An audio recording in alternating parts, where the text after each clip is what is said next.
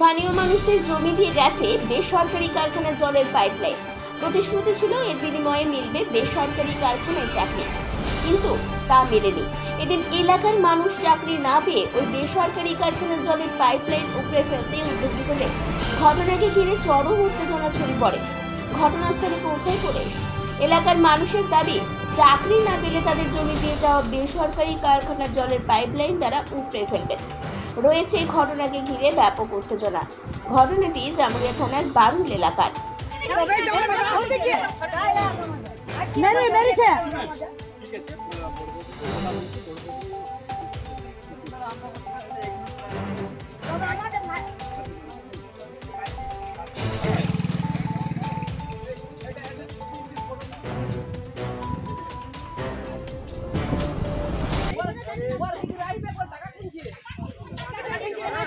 কি অসুবিধা আপনাদের? আমাদের বারুল গ্রাম বাসিন্দা, পাথরচুর মৌজা জায়গা, আমাদের জায়গা হয়ে 2200 ফুট পাইপ গেছে। তার জন্য আমাদের জায়গা, চাষির জায়গা, আমাদের চাষ হয়েছে না। তার জন্য 33 জনের কাজ দেওয়ার কথাবার্তা ছিল।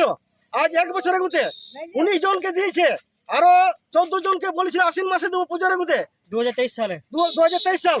তো এখনো পর্যন্ত কাজ দেয় নাই, অথচ অন্য লোককেও কাজগুলো দিচ্ছে, আমাদেরকে কোনো দিচ্ছে না। বলতে গেলাম কালকে